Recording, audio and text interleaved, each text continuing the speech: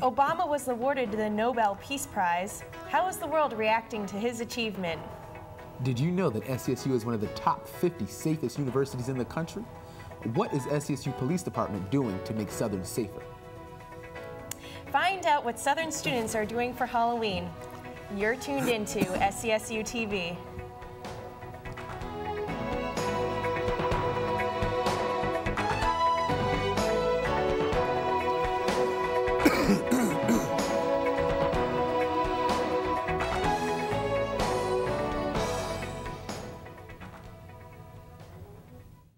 Hello and welcome to SCSU TV. I'm Christina Chiarelli. And I'm Jonathan Burton.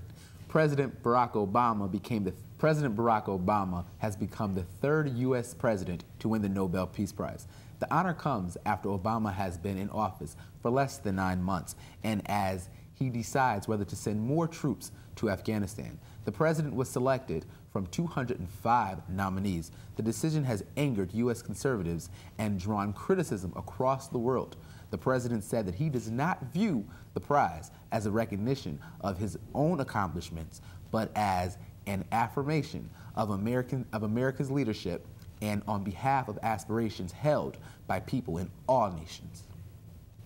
Jasper Howard, a junior at UConn, who was the starting cornerback of UConn's football team, died right outside of the Student Center.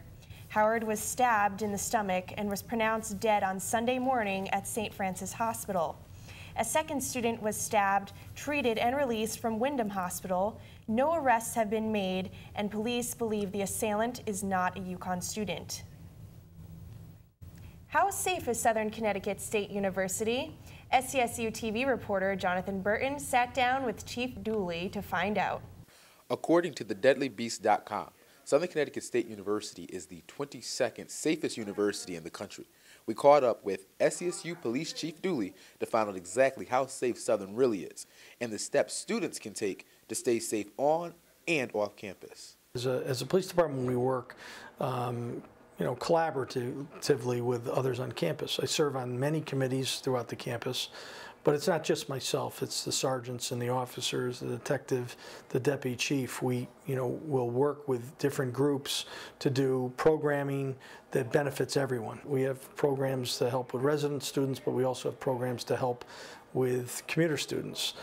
We work with faculty issues. If someone's having disruption in the classroom, or they're concerned about safety in the classroom, or just safety going to and from their cars.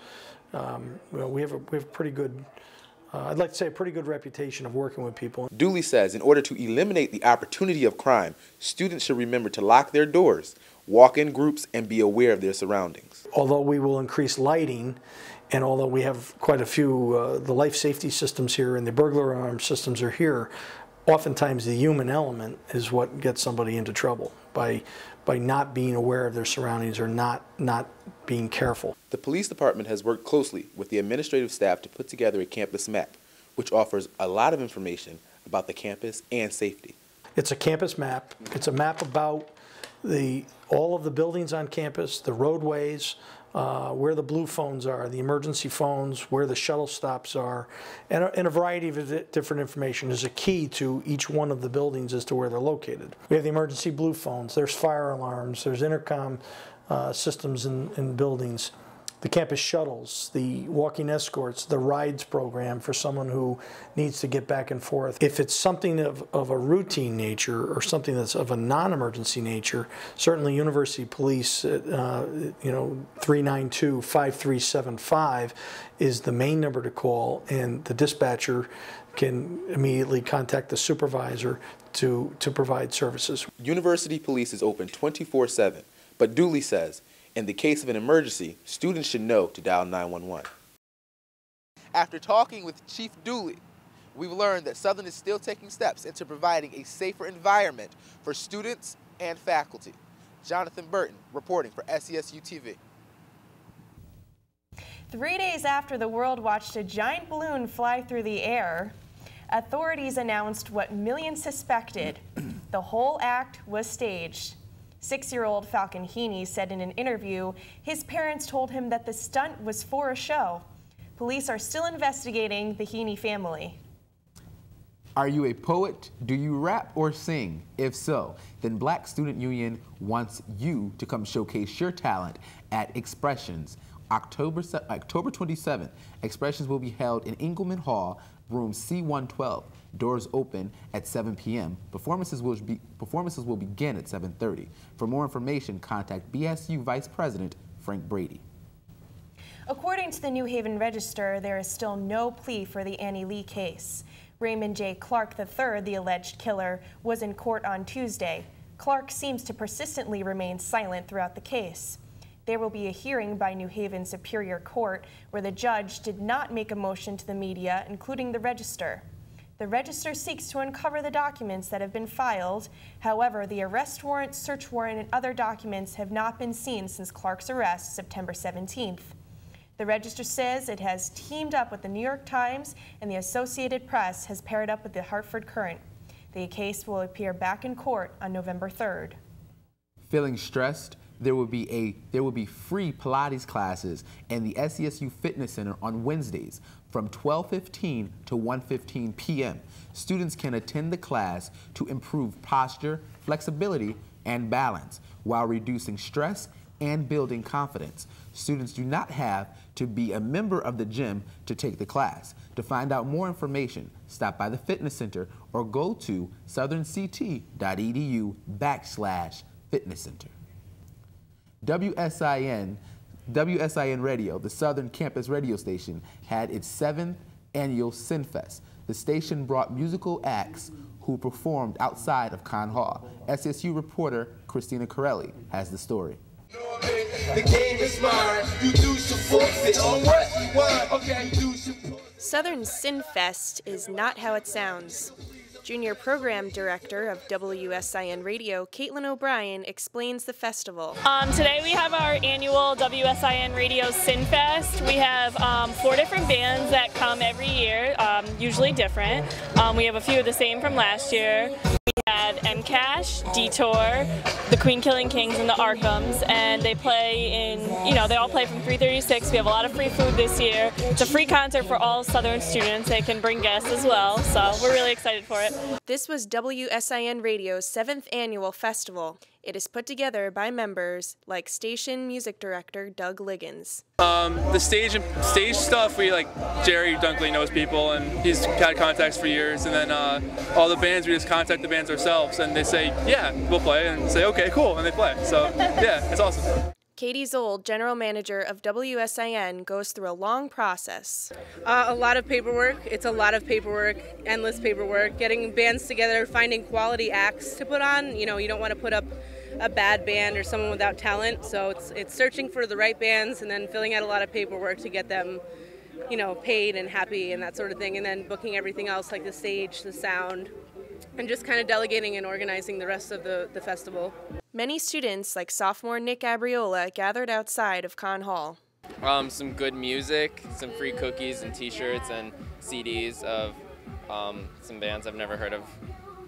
So, free stuff. Christina Chiarelli, SCSU TV. Southern football team took the win easily at the homecoming game this past Saturday against Stonehill College. Southern Connecticut has improved its record to 5-3, 5-1 in the Northeast Conference. With this win, junior running back John Weichman led the game with 137 yards on 11 carries.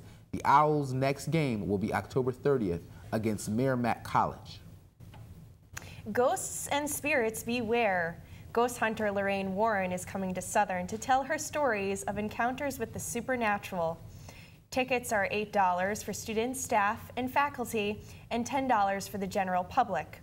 The show starts at 8 p.m. in the Lyman Center. What are you going to be for Halloween? SSU TV reporter Christina Chiarelli has the story. Halloween is almost here.